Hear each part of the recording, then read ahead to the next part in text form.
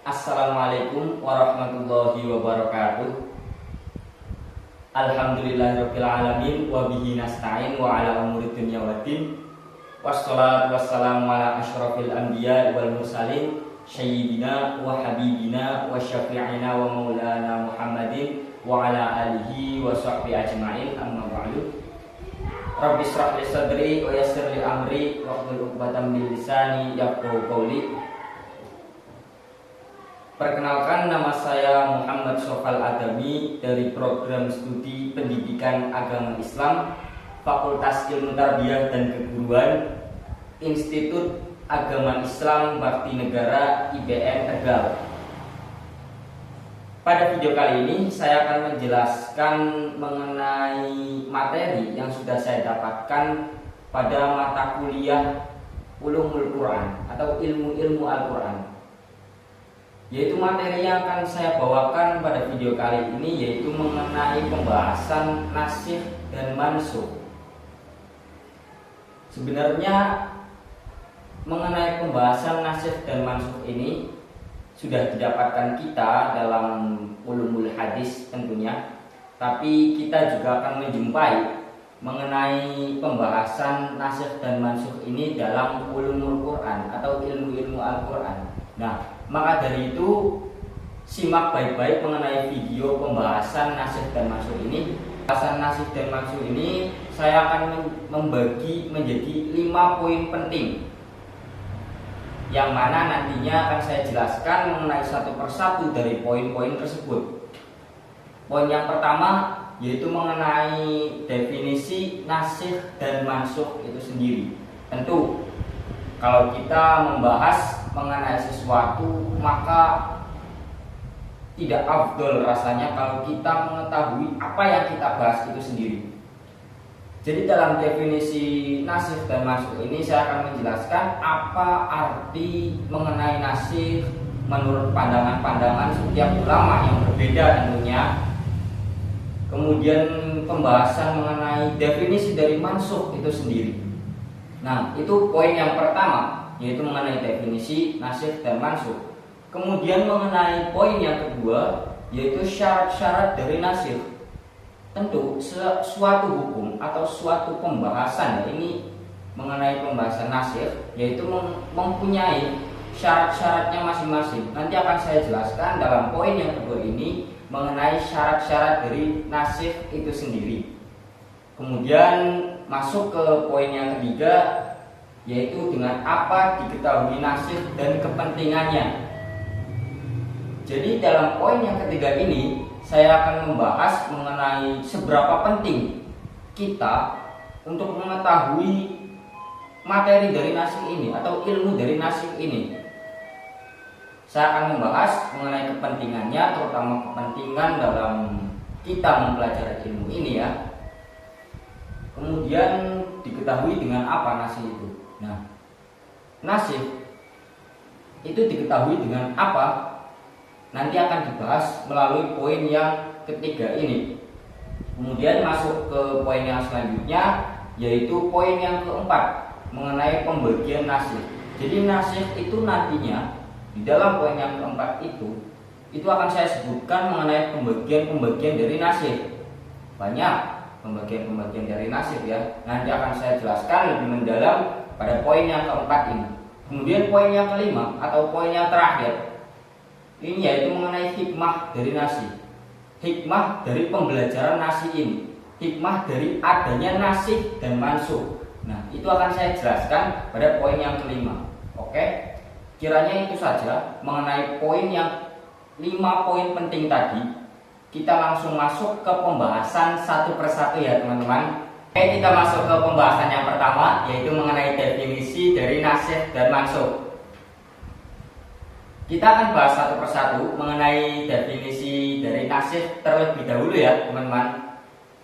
Nasikh secara bahasa artinya menghilangkan, menghapuskan, memindahkan, dan juga bisa berarti menulis. Nah, dari arti-arti kata di atas yang sudah saya sebutkan tadi, maka dapat dianalogikan angin menasihkan jejak orang berjalan, atau artinya Angin menghilangkan jejak orang berjalan, angin menghapuskan jejak orang berjalan. Nah, seperti itu ya kalau dianalogikan. Nasih juga bisa berarti memindahkan suatu tempat, memindahkan sesuatu dari satu tempat ke tempat lainnya. Itu mengenai definisi dari nasih menurut bahasa. Kemudian nasih menurut istilah, itu kita ada dua pendapat yang berbeda, yaitu mengenai pendapat dari ulama usul fikih dan yang kedua pendapat dari salafus sholih mutaqaddimin. Kita akan bahas satu persatu tentunya. Kita bahas mengenai definisi nasih menurut ulama usul fikih terlebih dahulu ya. Kita langsung saja bahas satu persatu. Jadi menurut ulama usul fikih ini terdapat dua perbedaan teman-teman, yaitu menurut Al-Baghawi dan yang kedua menurut Ibnu Qudamah. Kita bahas yang pertama terlebih dahulu, yaitu mengenai definisi nasih menurut Al-Baghawi.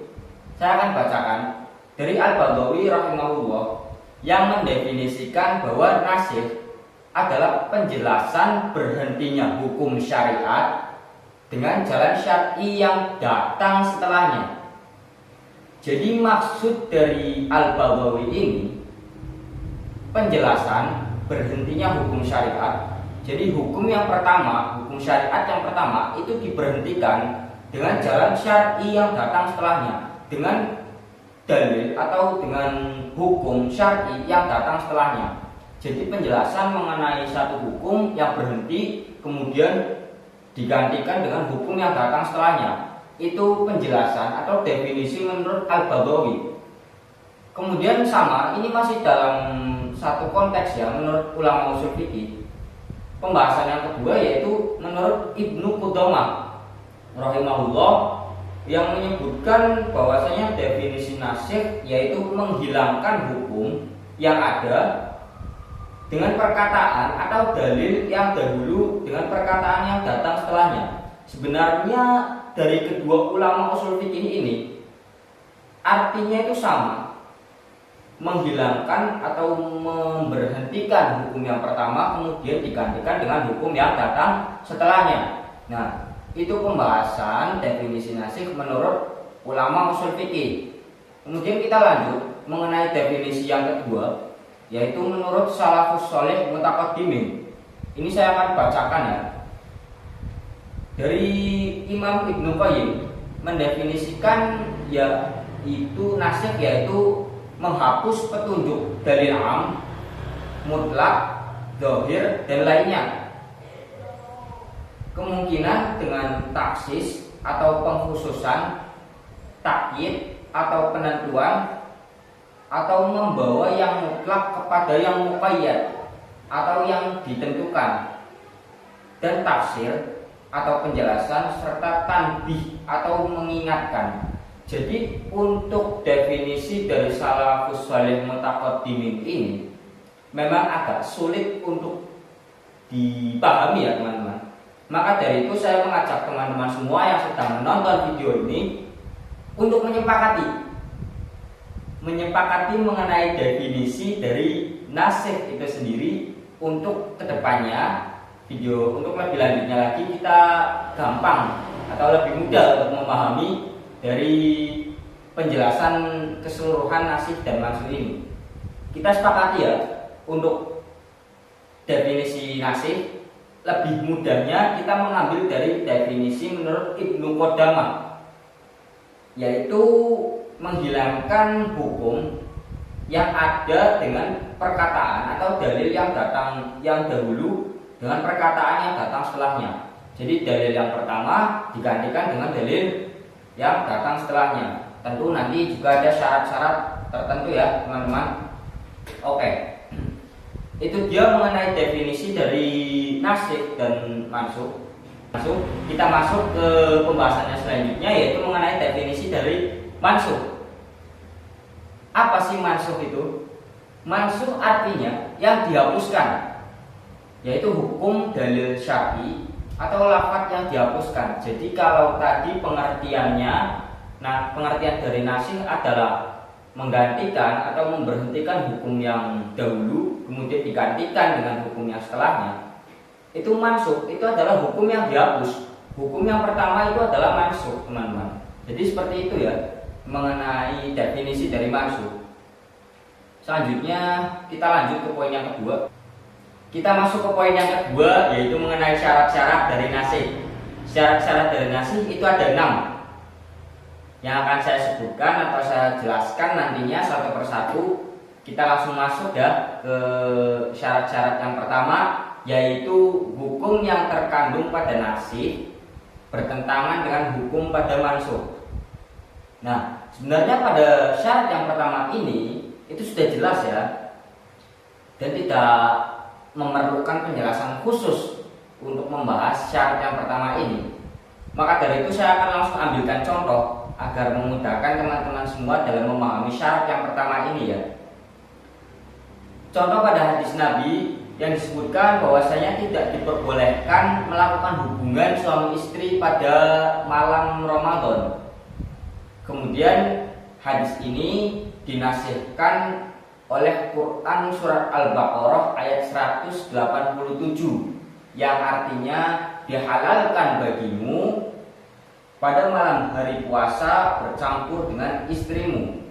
Mereka adalah pakaian bagimu dan kamu adalah pakaian bagi mereka.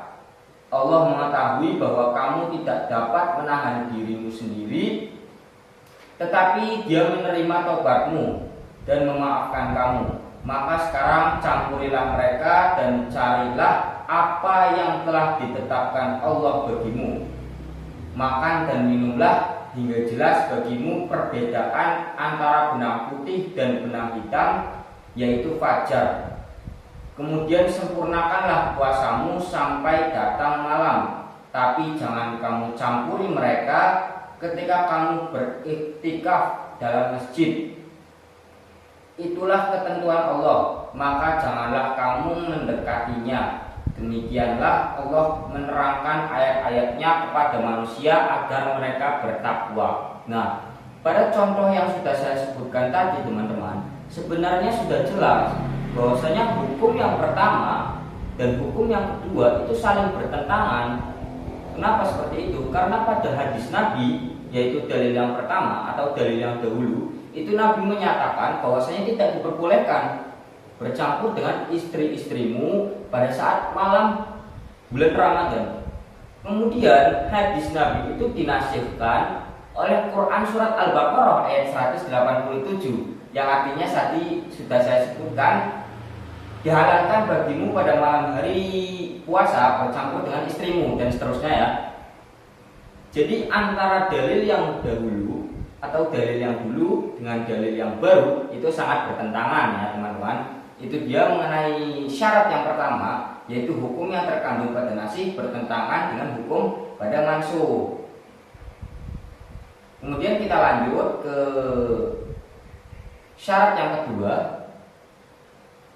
yaitu mansukh harus lebih awal dari nasih.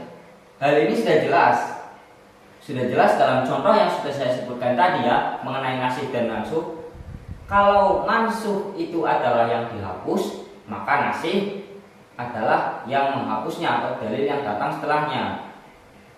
Jadi kalau yang mansukh itu adalah hadis Nabi yang menyebutkan tidak boleh bercampur pada malam bulan Ramadan, kemudian dinasihkan dengan Quran surat Al-Baqarah ayat 187 yang menyebutkan bahwasanya boleh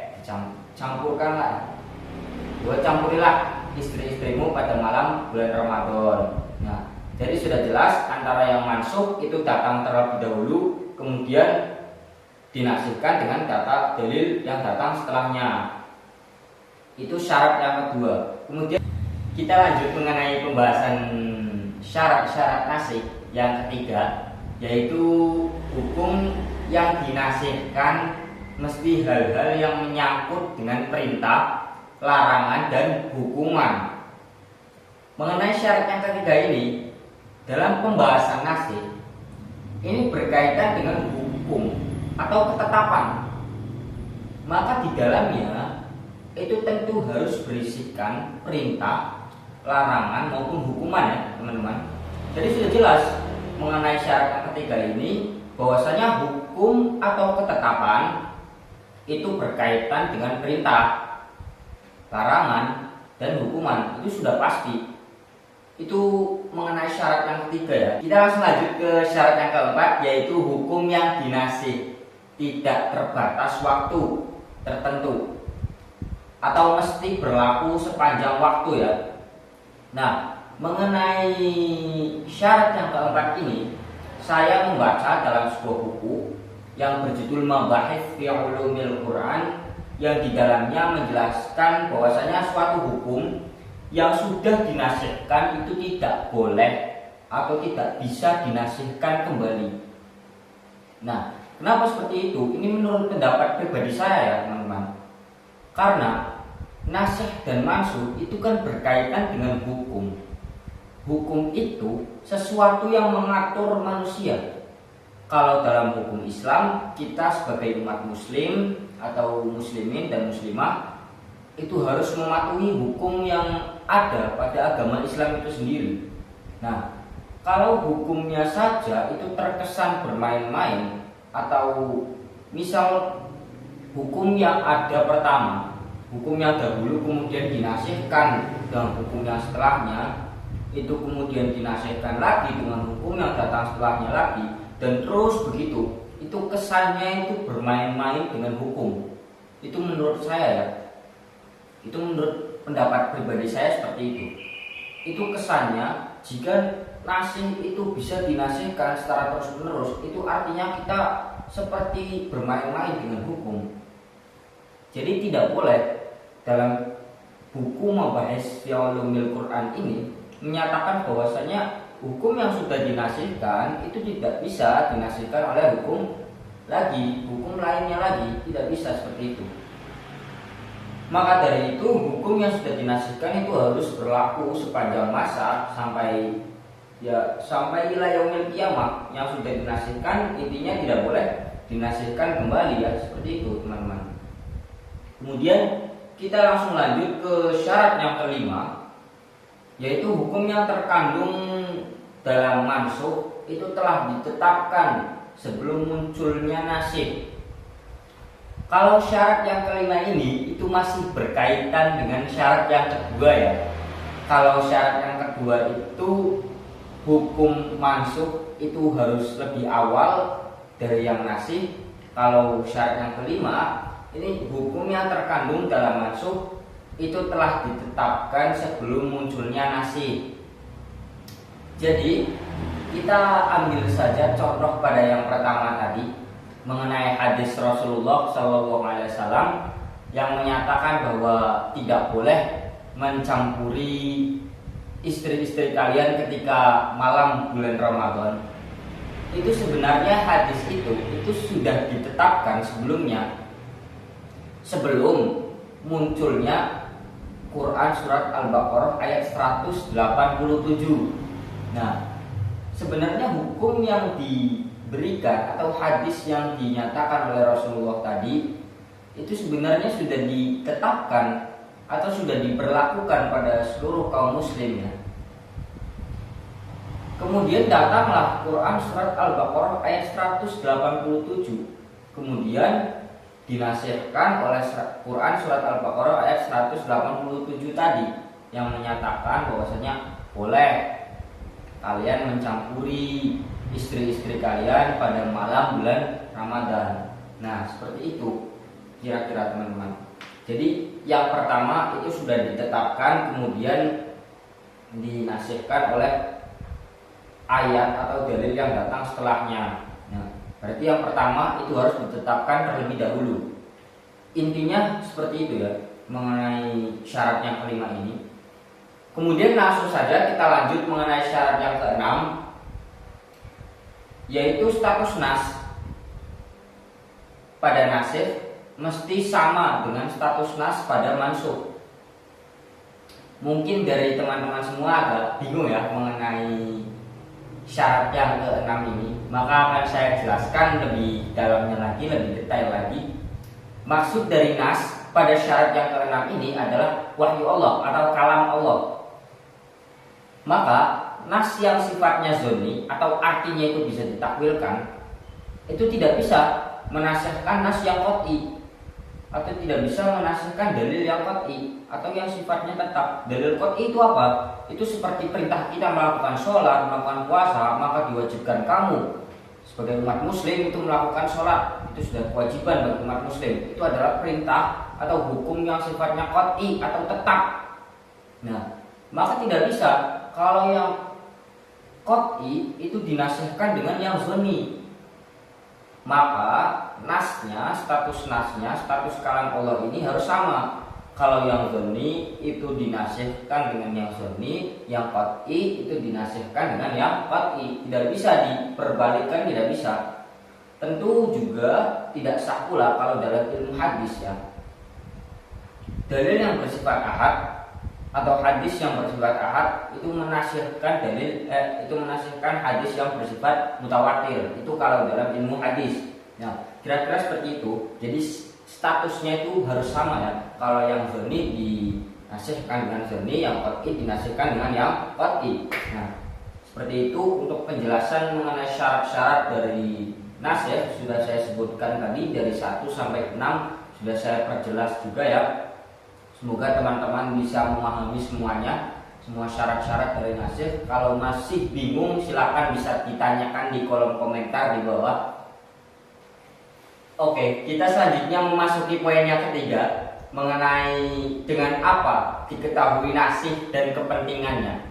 Mungkin untuk lebih jelasnya, seberapa penting nasih itu diketahui bagi kita, dan bagaimana cara mengetahui bahwa ayat ini adalah nasih loh, ayat ini adalah mansukh loh. Nah, ini akan kita bahas pada poin yang ketiga ini.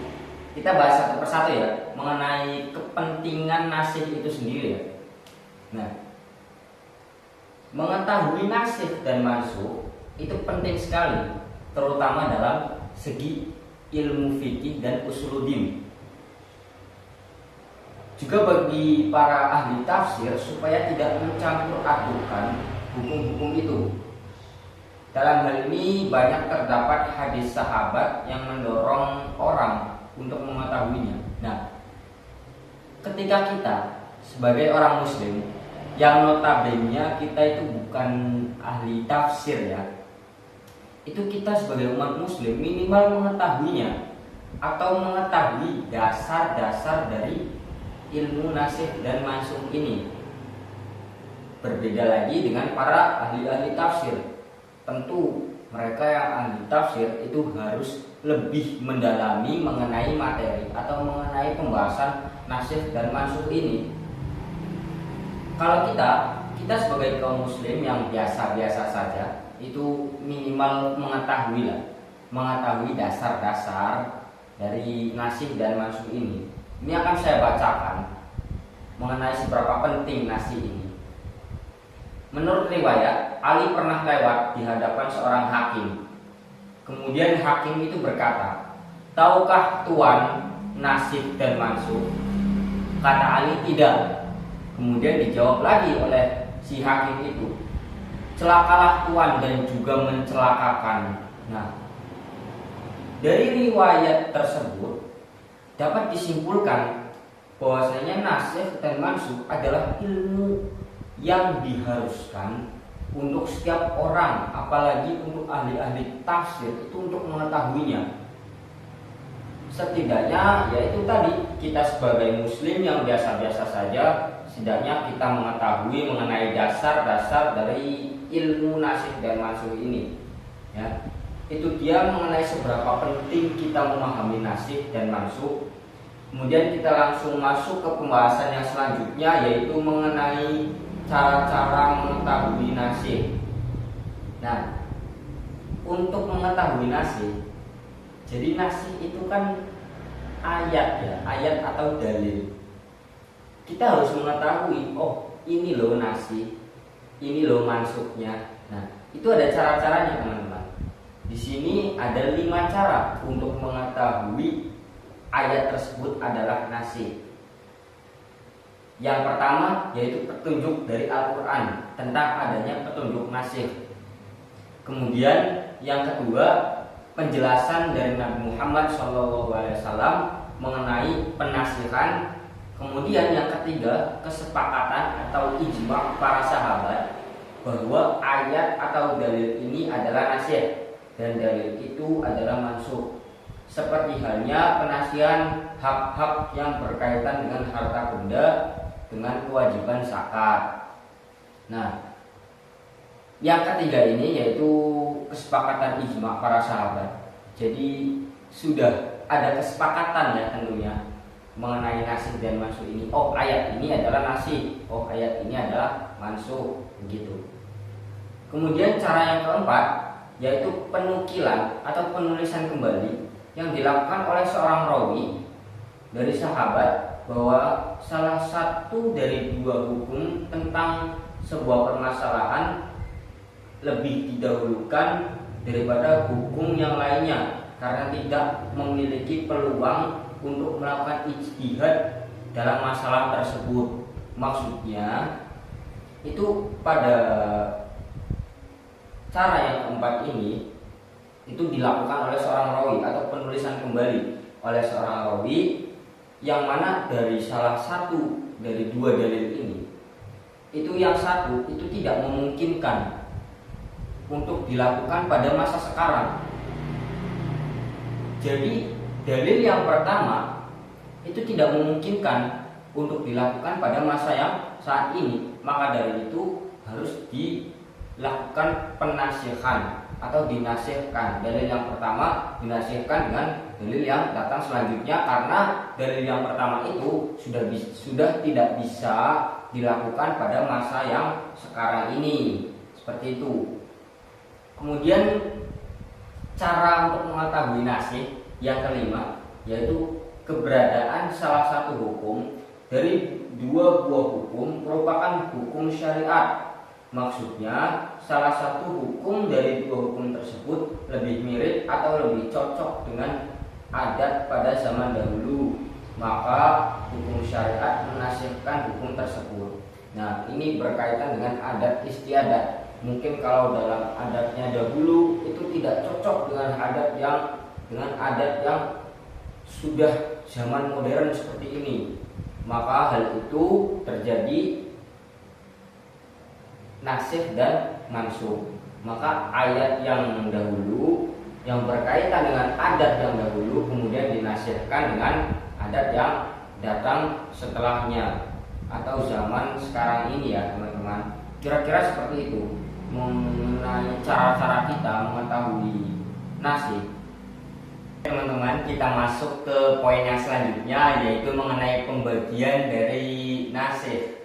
Seperti yang sudah saya sebutkan pada awal video tadi, bahwasanya nasikh itu nanti ada pembagiannya lagi teman-teman. Nah, nasikh itu terbagi menjadi 4 bagian. Yang pertama, Al-Quran dinasihkan dengan Al-Quran. Yang kedua, Al-Quran dinasihkan dengan As-Sunnah atau Al-Hadis. Kemudian yang ketiga, As-Sunnah dinasihkan dengan Al-Quran. Kemudian yang keempat, As-Sunnah dinasihkan dengan As-Sunnah. Nah, mungkin agar lebih memudahkan teman-teman semua yang sedang menonton video ini dalam memahami nasikh, pembagian nasikh, ini akan langsung saya sebutkan saja satu persatu contohnya ya. Satu persatu contoh dari 4 pembagian ini.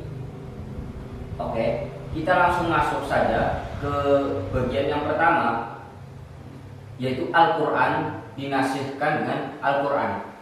Saya akan sebutkan contohnya pada Quran surat Al-Baqarah ayat 217 yang artinya, mereka bertanya kepadamu tentang berperang pada bulan haram. Katakanlah, berperang dalam bulan itu adalah dosa besar, tetapi menghalangi manusia dari jalan Allah, kafir kepada Allah, atau menghalangi masuk Masjidil Haram dan mengusir penduduknya dari sekitarnya lebih besar dosanya di sisi Allah, dan berbuat fitnah lebih besar dosanya daripada membunuh. Nah, itu Quran surat Al-Baqarah ayat 217. Maksud dari ayat tersebut adalah ketidakbolehan berperang pada bulan-bulan tertentu, yaitu bulan Muharram, bulan Rajab, bulan Dzulqa'dah, dan bulan Dzulhijjah. Kemudian dinasihatkan oleh Quran surat At-Taubah ayat 36 tentang kebolehan memerangi orang musyrik yang mengadakan peperangan di bulan tersebut. Saya akan bacakan arti dari Quran surat At-Taubah ayat 36. Sesungguhnya bilangan bulan pada sisi Allah adalah 12 bulan. Dalam ketetapan Allah, di waktu Dia menciptakan langit dan bumi, diantaranya 4 bulan haram. Itulah ketetapan agama yang lurus. Maka janganlah kamu menganiaya diri kamu dalam bulan yang 4 itu, dan perangilah kaum musyrikin itu semuanya sebagaimana mereka memerangi kamu semuanya, dan ketahuilah bahwasanya Allah beserta orang-orang yang bertakwa. Nah, terlihat bahwasanya pada ayat yang pertama tadi, Quran surat Al-Baqarah ayat 217, itu Allah melarang untuk berperang pada bulan-bulan haram, yaitu Muharram, Rajab, Dzulqa'dah, dan Dzulhijjah. Kemudian turunlah ayat yang baru, yaitu Quran surat At-Taubah ayat 36, yang menyatakan bahwasanya perangilah kaum musyrikin itu semuanya sebagaimana mereka memerangi kamu semuanya, dan ketahuilah bahwasanya Allah beserta orang-orang yang bertakwa. Nah, terlihat antara Al-Quran dinasihkan dengan Al-Quran. Itu dia contoh mengenai pembagian yang pertama ya tadi. Al-Quran dinasihkan oleh Al-Quran sendiri. Kemudian masuk ke bagian yang kedua, yaitu Al-Quran dinasihkan dengan As-Sunnah. Nah, pada jenis ini, pada pembagian yang ini, itu dibagi lagi menjadi dua. Yaitu pertama, Al-Quran dinasihkan oleh hadis ahad, yang dalam hal ini jumhur ulama atau kesepakatan ulama itu menolak Al-Quran dinasihkan oleh hadis ahad. Sebagian ulama menolak hal tersebut. Kemudian yang kedua, yaitu Al-Quran dinasihkan oleh hadis mutawatir. Hal ini diterima oleh jumhur ulama atau kesepakatan ulama kecuali Imam Syafi'i. Nah, akan saya sebutkan langsung contohnya mengenai Al-Quran dinasihkan dengan As-Sunnah. Dalam Quran surat Al-Baqarah ayat 180, yang artinya diwajibkan atas kamu apabila seseorang di antara kamu kedatangan tanda-tanda kematian, jika ia meninggalkan banyak harta, berwasiat untuk ibu, bapak, dan kerabatnya secara baik, ini adalah kewajiban bagi orang yang bertakwa.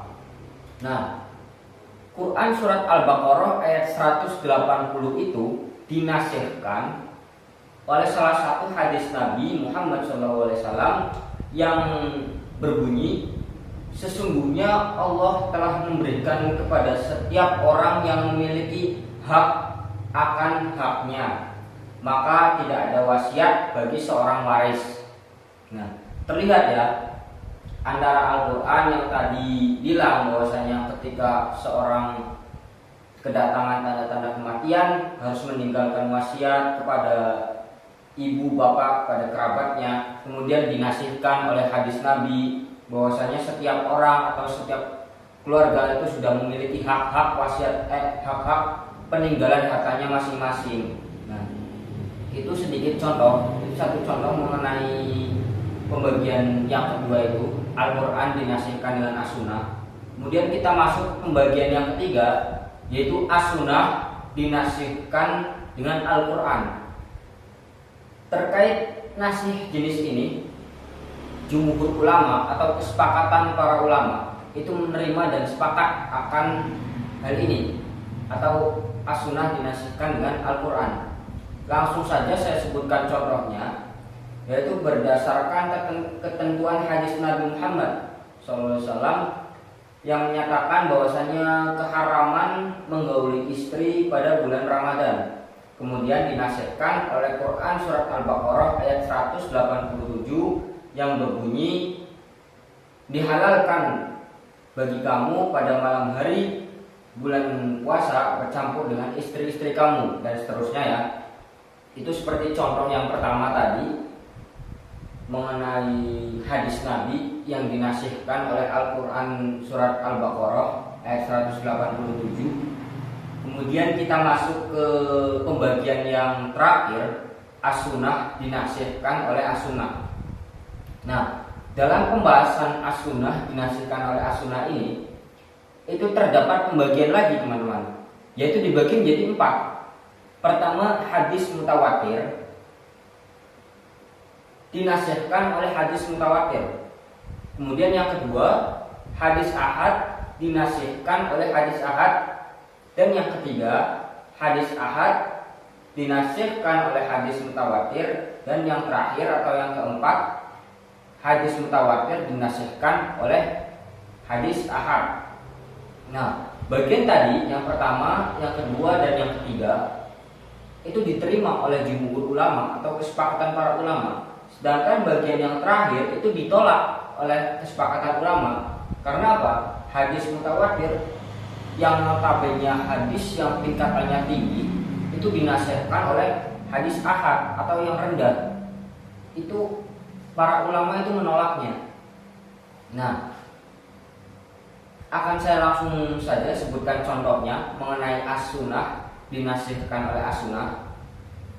Contoh sabda Nabi yang diriwayatkan oleh Ibnu Majah tentang ziarah kubur yang dulunya dilarang kemudian diperbolehkan, yaitu menurut riwayat Muslim yang artinya, dahulu saya melarang kalian berziarah kubur, tetapi sekarang berziarahlah kalian.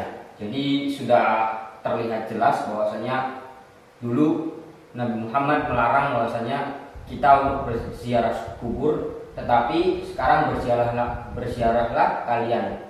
Jadi sekarang diperbolehkan oleh Nabi Muhammad SAW.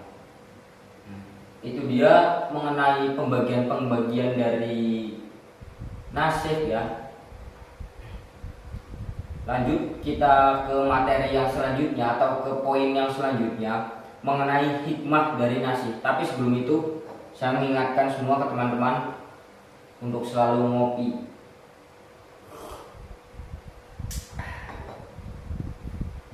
Kita lanjut mengenai poin yang kelima, yaitu hikmah dari nasih. Setiap pembelajaran atau setiap ilmu yang kita pelajari pasti memiliki hikmahnya. Pasti. Apa sih hikmah dari adanya nasih dan mansukh itu? Yang pertama yaitu terciptanya kemaslahatan umat sesuai dengan perubahan kondisi sosial kultural. Jadi tentu ya, kondisi sosial atau adat istiadat pada setiap periode, setiap tahun itu pasti berganti ya. Dari mulai zaman Rasulullah hingga sekarang itu pasti sudah banyak sekali perubahan. Maka dari itu banyak juga ayat-ayat atau dalil-dalil yang sudah dinasihatkan karena untuk kepentingan atau kemaslahatan umat pada era sekarang ini yang notabene sudah jauh berbeda dengan apa yang ada pada zaman Nabi. Itu hikmah dari nasih yang pertama. Kemudian yang kedua, menunjukkan adanya proses syariat dari awal pertumbuhannya menuju kesempurnaannya. Nah, hikmah dari nasih ini menunjukkan bahwasanya agama Islam itu tidak berjalan mulus-mulus sekali, karena pasti di dalamnya itu mengalami suatu permasalahan-permasalahan, dan untuk menjadikan Islam sebagai sebagai agama yang sempurna tentunya itu melewati berbagai jalan ya teman-teman, menunjukkan adanya proses syariat dari yang pertama pertumbuhannya menuju kesempurnaan sampai sekarang yang insya Allah sudah sangat sempurna ya agama Islam. Masuk ke hikmah dari nasihat yang ketiga, yaitu menguji pada mukallaf untuk melaksanakan atau meninggalkannya. Nah, kemudian yang selanjutnya hikmah dari nasihat adalah adanya tujuan kebaikan dan kemudahan pada umat. Jika dinasihkan jadi lebih berat, ada kebaikan bertambahnya pahala.